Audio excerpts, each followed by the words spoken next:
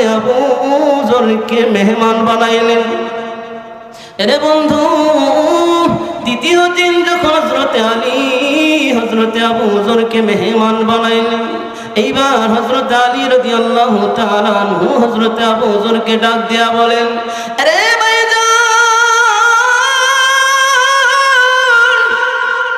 আজকে 3 দিন হয়ে গেল আমার বাড়িতে আপনি মেহমান, আমিও আপনাকে কোনো জিজ্ঞেস করি না, আপনিও আমাকে কোনো কিছু বলেন না, কোন কারণে আপনি কাবার চত্বরে বসে থাকেন? আরে ভাইজান, কেন আপনি এই মক্কা নগরীতে আসলেন? আমাকে একটু আপনি খুলে বলতে পারেন? এইবার হযরতে আবু যর গিফারি একটু সাহস পাইলেন, হযরতে আলীকে এবার ডাক দিয়া বলেন, আমার ভাই, আমি আবু যর সুদূর গিফার নগর থেকে এসেছি। আমি শুনেছি এই মক্কা নগরীতে একজন নবীর আগমন হয়েছে, যেই নবীর নাম হলো নবী মুহাম্মদুর রাসূলুল্লাহ সাল্লাল্লাহু আলাইহি ওয়াসাল্লাম, যিনি হলেন সর্বশ্রেষ্ঠ নবী, বিশ্ব নবী, আখেরি নবী। আমাদের নবী আখেরি নবী কিনা? সর্বশেষ নবী কিনা? আরে বাজান, হযরতে আবু যর ডাক দিয়া বলেন, ভাইজান, আমি শুনেছি মক্কা নগরীতে একজন নবীর আগমন হয়েছে, যিনি বিশ্ব নবী, যিনি সর্বশ্রেষ্ঠ নবী, আখেরি নবী। আমি ওই নবীর হাতে হাত রেখে কালেমা পড়ে মুসলমান হওয়ার জন্য এসেছি। রাসূল তোমায় ভালোবাসি, মন হৃদয় উজাড় করে বুকের ভিতর সাজিয়েছি তোমার কল্প ছবি দিয়ে, তোমার কল্প ছবি দিয়ে, তোমার কল্প ছবি দিয়ে, তোমার কল্প ছবি দিয়ে। সুখে তুমি, দুঃখে তুমি, চোখে তুমি, মুখে তুমি, সুখে তুমি, দুঃখে তুমি, চোখে তুমি, মুখে তুমি, তুমি আমার প্রাণ পিয়ারা, তাই তো তোমার দিদার চাহি, তাই তো তোমার দিদার চাহি, তাই তো তোমার দিদার চাহি, তাই তো তোমার দিদার চাহি। রাসূল তোমায় ভালোবাসি, মন হৃদয় উজাড় করে বুকের ভিতর সাজিয়েছি তোমার কল্প ছবি দিয়ে, তোমার কল্প ছবি দিয়ে, তোমার কল্প ছবি দিয়ে, তোমার কল্প ছবি দিয়ে। আমার ভাইরা, আমার বন্ধুগণ, হযরতে আবু যর ডাক দিয়া বলেন, আলী রে, আমি সুদূর গিফার নগর থেকে এসেছি মায়ার নবীর হাতে হাত রেখে কালেমা পড়ে মুসলমান হওয়ার জন্য। ওগো আলী, বলো তুমি জানো কিনা আমার বিশ্ব নবীকে কোথায় গেলে আমি পাবো? আরে বন্ধু, হযরতে আলী এবার আবু যরকে ডাক দিয়া বলেন, ভাইজান, কেন আমি আমার বিশ্ব নবীর ঠিকানা জানবো না? আমার বিশ্ব নবী কোথায় আছে, আমার মায়ার নবী কোথায় আছে, কেন আমি আলী জানবো না? অবশ্যই আমি আলী জানি আমার মায়ার নবী কোথায় আছে।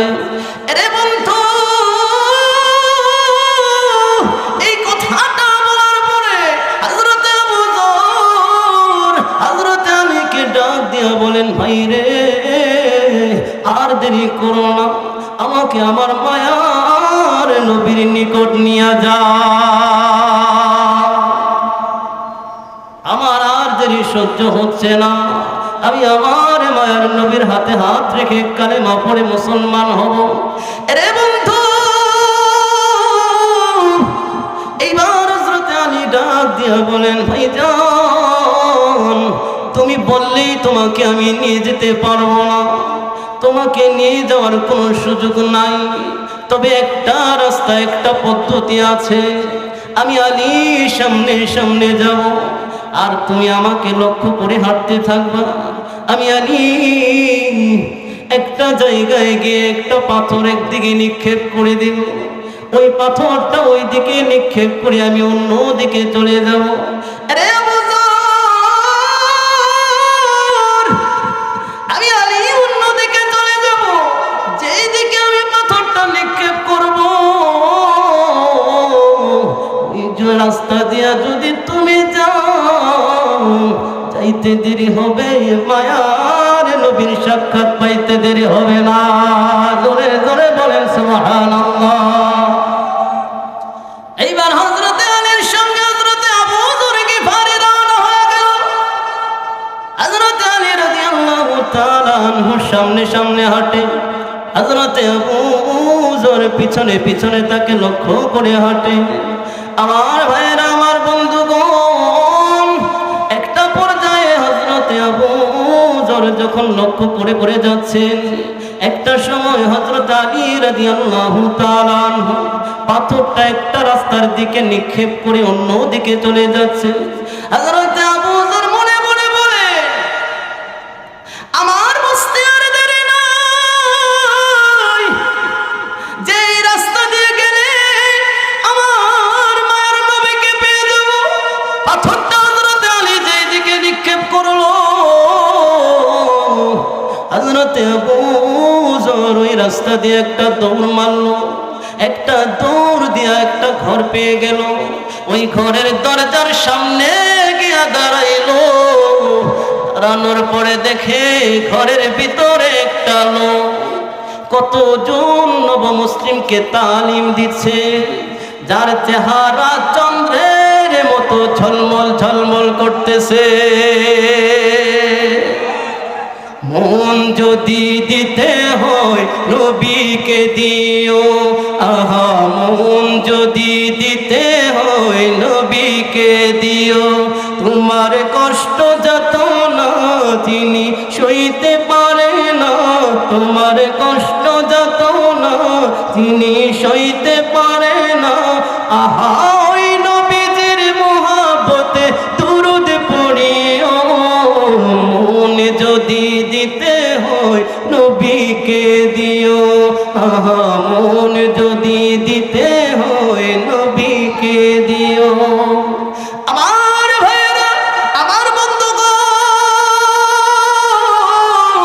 এইবার হযরত আবু যর গিফারি রাদিয়াল্লাহু তাআলা দরজার সামনে যখন দাঁড়াইলেন, এমনি দেখে চাঁদের মতো ঝলমল করতেছে একটা চেহারা।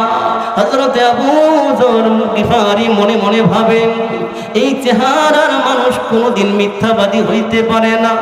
এই চেহারাই সাক্ষী দেয় উনি সত্য নবী, উনি বিশ্ব নবী, আখেরি নবী, সর্বশ্রেষ্ঠ নবী। আমার ভাইয়েরা, আমার বন্ধুগণ, এইবার হযরত আবু যর গিফারি রাদিয়াল্লাহু তাআলা একটা দৌড় দিয়া বিশ্ব নবীর সামনে চলে গেল। বিশ্ব নবীকে ডাক দিয়া বলেন, ওগো আল্লাহর নবী, আমি সুদূর গিফার নগর থেকে এসেছি, আপনার হাতে হাত রেখে কালেমা পড়ে মুসলমান হওয়ার জন্য। ওগো নবীজি, আপনার হাতে হাত রেখে কালেমা পড়ে মুসলমান হওয়ার জন্য আমি সুদূর গিফার নগর থেকে এসেছি। আমি দরজার মধ্যে দাঁড়ায় যখন আপনাকে দেখতে পাইলাম, আপনার চেহারাটা চাঁদের মতো ঝলমল ঝলমল করতেছে। আমার দিল সাথে সাথে সাক্ষী দিয়ে দিল যে এমন চেহারার মানুষ কোনো দিন মিথ্যাবাদী হইতে পারে না। আসলে উনি আল্লাহর পক্ষ থেকে প্রেরিত রাসূল, উনি যে বিশ্ব নবী, সর্বশ্রেষ্ঠ নবী, আখিরি নবী, এতে কোনো সন্দেহ নাই। আমার বন্ধুগণ, আমার বাজানেরা, হযরতে আবু যর গিফারি রাদিয়াল্লাহু তাআলা আনহু দিনের নবীকে ডাক দিয়া বলেন, ওগো নবীজি, আমি আবু যর আর দেরি করতে চাই না, আমি আবু যরকে আপনি কালেমা পড়াইয়া মুসলমান বানাইয়া দেন। হযরত আবু যর গিফারি রাদিয়াল্লাহু তাআলা আনহুকে বিশ্বনবী কালেমা পড়াইয়া মুসলমান বানাইয়া দেন। এইবার বিশ্বনবী ডাক দেয়া বলেন, ও আবু যর, মুসলমান তো হইলা, আমি বিশ্বনবী তোমাকে কালেমা পড়ে মুসলমান বানায় দিলাম, কিন্তু আবু যর, মক্কার পরিস্থিতি ভালো না, আপাতত তুমি যে মুসলমান হয়েছো এই কথাটা কাউকে জানাইবা না, উচ্চ আওয়াজে কালেমা পড়বা না, যদি পড়ো বেঈমান কাফেরেরা তোমার উপর ঝাঁপায়া পড়বে, তোমার উপর আক্রমণ করবে, জুলুম নির্যাতন করবে। সুতরাং মুসলমান হয়েছো, আপাতত তুমি গোপনে গোপনে মাওলা পাকের ইবাদত করতে থাকো। এই উপস্থিতি, হযরত আবু যর গিফারি কালেমা পড়ে মুসলমান হইলেন। এইবার কাবার চত্বরে গিয়ে কাবা তওয়াফ করে কালেমা পড়ে মুসলমান হয়েছে। মনে মনে কালেমা পড়ে ভালো লাগতেছে না, দিলে শান্তি লাগে না, মনে মনে কালেমাটা পড়ে দিলে শান্তি লাগে না। এমন একটা ইশক দিলের মধ্যে তৈরি হয়েছে নবীজির প্রতি, আল্লাহর প্রতি, এমন একটা মহব্বত, এমন একটা ভালোবাসা তৈরি হয়েছে, যেই মহব্বত আর ভালোবাসার কারণে মনে মনে কালেমা পড়ে শান্তি পাচ্ছে না। হঠাৎ করে কাবার চত্বরে চিল্লায়া চিল্লায়া বলতে আরম্ভ করে দিল, আশহাদু আল্লা ইলাহা ইল্লাল্লাহু ওয়া আশহাদু আন্না মুহাম্মাদান আবদুহু ওয়া রাসূলুহু। চিল্লায়া চিল্লায়া বলতে দেরি হয়েছে, বেঈমান কাফেররা হযরতে আবু যর গিফারির উপরে ঝাঁপায়া পড়তে একটা সেকেন্ড আর দেরি করেন। বেঈমান কাফেররা হযরতে আবু যর গিফারির উপরে ঝাঁপায়া পড়ল, যে যেমনে পারছে হযরতে আবু যরকে মারল। মারতে মারতে নাক মুখ দিয়ে রক্ত বের করে ফেলল। এমনি একজন দৌড়ে এসে বলতেছে, এই কি করছস তোরা, কি করছস, কাকে মারতেছস তোরা? আরে তোরা তো যে লোকটাকে মারতেছ তার বাড়ি তো গিফার নগরে, তোমরা যে শাম দেশে গিফার নগরের উপর দিয়া ব্যবসা করতে যাও, আজকে তাকে একা পেয়ে এই মক্কা নগরীতে তোমরা পিটাইতেছ, পিটাইয়া রক্ত বের করে ফেলেছ। আজকে তাকে একা পেয়ে তোমরা মনে রেখো, গিফার নগর উপর দিয়া যেই দিন তোমরা শাম দেশে ব্যবসা করতে যাইবা, এই দিন তোমরা দইরা দইরা আব্বাড়া হাইবা। যদি ভালো চাও তাহলে তাকে ছেড়ে দাও। হযরত আবু যরকে পরে ছেড়ে দিল। রক্তাক্ত অবস্থায় বিশ্ব নবীর দরবারে হযরত আবু যর গেল। হযরত আবু যর সাধারণ কোনো সাহাবী নয়, এমন একজন সাহাবী, এমন একজন দামি সাহাবী, যেই সাহাবীকে আসমানের সমস্ত ফেরেশতারা চিনত।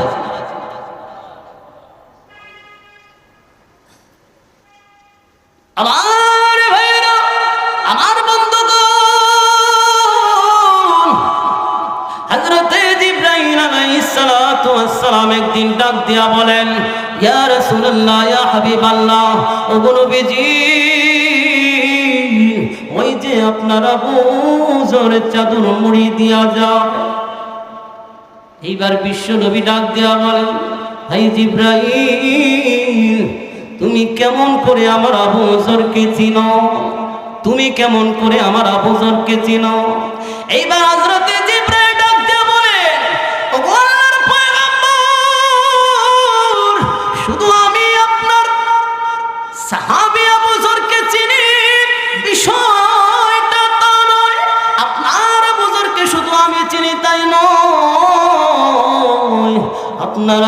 হুজুরকে আসমানের সমস্ত ফেরেশতারাই চিনে। জোরে জোরে বলেন সুবহানাল্লাহ। মায়ার নবী দিনের নবী ডাক দেওয়া বলে, এরে ভাই জিবরাইল, এমন কোন আমল আমার আবু যর করে যে আমলের কারণে আসমানের সমস্ত ফেরেশতারা আমার আবু যরকে চিনে।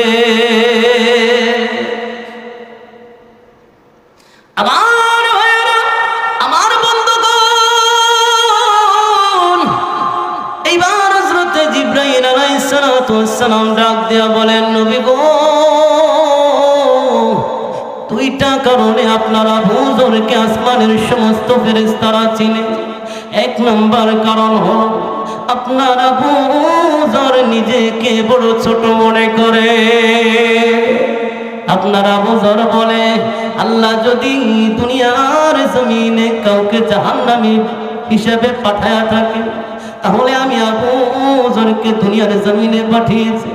আপনার আবু যর নিজেকে বড় ছোট মনে করে, কোনো অহংকার তার দিলের মধ্যে নাই, কোনো তাকাব্বুরি তার দিলের মধ্যে নাই। এই হলো এক নাম্বার কারণ। ওগো আল্লাহর পয়গম্বর, দুই নাম্বার কারণ যেই কারণে আসমানের ফেরেশতারা আপনার আবু যরকে চিনে, দুই নাম্বার কারণ হলো আপনার আবু যর বসে থাকে সূরা ইখলাস তেলাওয়াত করে, হাঁটতে থাকে সূরা ইখলাস তেলাওয়াত করে, কাজ করতে থাকে সূরা ইখলাস তেলাওয়াত করে। একটু সময়ের জন্য সূরা ইখলাস তেলাওয়াত সে বন্ধ করে না, যখনই সুযোগ পায় সূরা ইখলাস তেলাওয়াত করে। ছোট্ট একটা সূরা, যেই সূরাটা তিনবার তেলাওয়াত করলেই মহান আল্লাহ রাব্বুল আলামিন আপনার আমার আমলনামায় পুরা 30 পারা কোরআন খতমের নেকি দান করে দেন। ছোট্ট একটা সূরা, যেই সূরাটা এক নিঃশ্বাসেই পড়া যায়।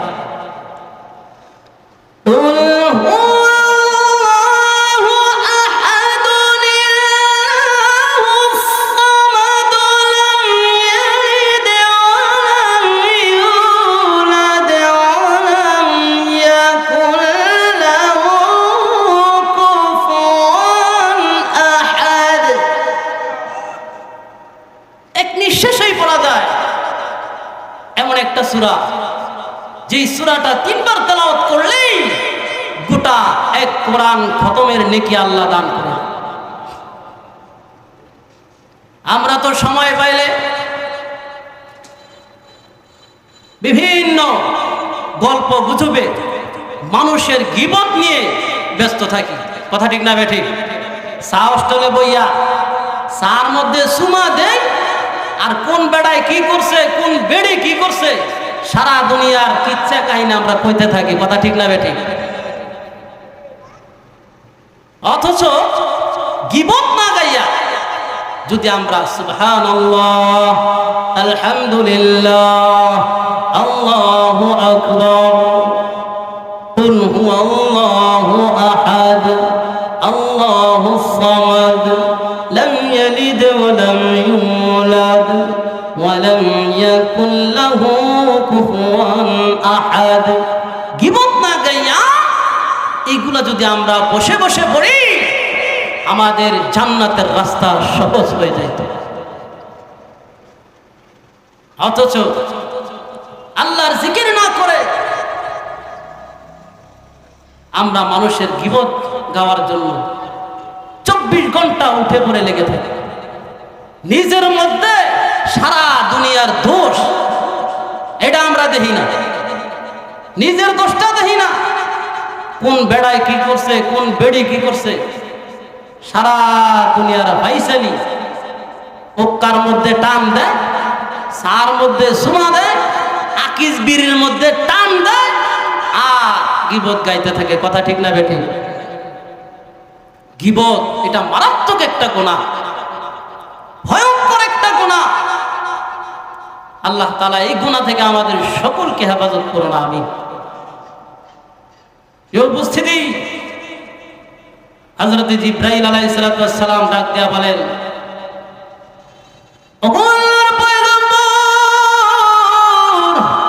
আপনার আবু যর যখনই সময় পায় তখনই সূরা ইখলাস তেলাওয়াত করে, বইসা থাকে তখনও সূরা ইখলাস তেলাওয়াত করে, হাঁটতে থাকে তখনও সূরা ইখলাস তেলাওয়াত করে, কাজকর্ম করে দিলে দিলে সূরা ইখলাস তেলাওয়াত করে। এত পরিমাণের কোরআনের খতম আমার মালিক হযরত আবু যর গিফারীর আমলনামায় দিয়েছে, যার সমপরিমাণ নাকি দুনিয়ার জমিনে আর কারো নাই। এত কোরআনের খতম অন্য কারোর আমলনামায় নাই। এত পরিমাণে কোরআনের খতম হযরত আবু যর গিফারীর আমলনামায় আল্লাহ দিয়েছেন। বেশি থেকে বেশি সূরা ইখলাস তেলাওয়াত করার কারণে এরে বন্ধু, হযরত আবু যর গিফারী এই যে দামি হয়েছেন, এমনি এমনি দামি হয়ে যায় নাই। ঈমান আনার পরে ঈমানকে হেফাজত করার জন্য জীবনটাকে আল্লাহর রাস্তায় চালানোর জন্য শত শত জুলুম নির্যাতন সহ্য করেছে। আমরা তো বাপ দাদার ধর্ম মুসলমান, বাপ দাদা মুসলমান ছিল, এই জন্য আমরা মুসলমান। যদি সাহাবায়ে কেরামদের মতো আমরা ঈমান আনতাম, তাদের মতো যদি আমরা ঈমান আনার কারণে জুলুম নির্যাতন সহ্য করতাম, তবে আমরা বুঝতে পারতাম যে ঈমান যে কত বড় একটা সম্পদ, ঈমান যে কত বড় একটা দামি সম্পদ, তখন আমরা বুঝতে পারতাম। আজকে বাপ দাদা মুসলমান ছিল, সেই সূত্রে আমরা মুসলমান। এই জন্য মুসলমানের যে কি কাজ, মুসলমানের যে কি করণীয়, সেটা আজকে আমরা বুঝি না, সেটা আমরা জানি না। এই জন্য না জানার কারণে, না বুঝার কারণে আল্লাহকে সিজদা না করা আমরা যাইয়া বাবার পায়ে যে সিজদা করি। কথা ঠিক না বেঠিক? প্রিয় উপস্থিতি, ঈমানের উপর অটল থাকতে হবে, এক আল্লাহ রাব্বুল আলামিনের ইবাদত করতে হবে। বিশ্ব নবী জনাবে মুহাম্মদুর রাসূলুল্লাহ সাল্লাল্লাহু আলাইহি সাল্লামের তরিকা অনুযায়ী ঈমানের উপর অটল থাকতে হবে। ঈমানের পথে অবিচল থেকে আমার মরণ যেন ঈমানের পথে অবিচল থেকে আমার মরণ যেন তোমারই কাছে মিনতি আমার, তোমারই কাছে মিনতি আমার, মহামহিম দয়াময় ঈমানের পথে অবিচল থেকে আমার মরণ যেন হয়। প্রতিদিন মৃত্যুর মুখোমুখি হয়, বেদিন পাশে কেরা করে হইচই। প্রতিদিন মৃত্যুর মুখোমুখি হয়, বেদিন পাশে কেরা করে হইচই। আযাজিল এসে গুমরাহি সুরে গায়ে উড়ে তোলে মোহময়। ঈমানের পথে অবিচল থেকে আমার মরণ যেন হয়। ঈমানের পথে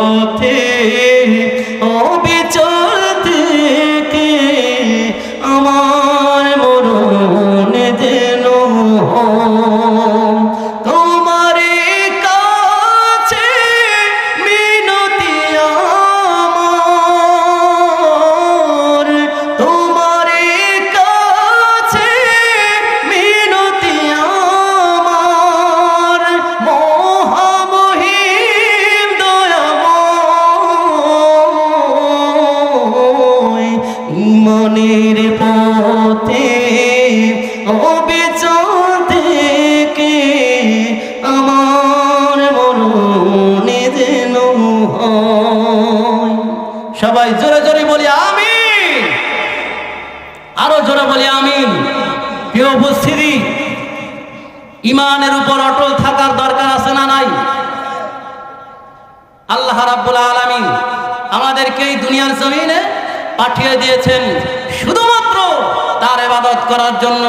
এই দুনিয়ার জমিনে আল্লাহ আমাদেরকে পাঠিয়েছেন দেখার জন্য কার আমল বেশি সুন্দর। আল্লাহ রাব্বুল আলামিন আসলেই ছেড়ে দেব, সমস্যা নেই। জি, পরের বক্তা আসলেই ছেড়ে দেব, সমস্যা নাই ইনশাআল্লাহ। তো বলতেছিলাম যে আল্লাহ রাব্বুল আলামিন আমাদেরকে এই দুনিয়ার জমিনে পাঠিয়ে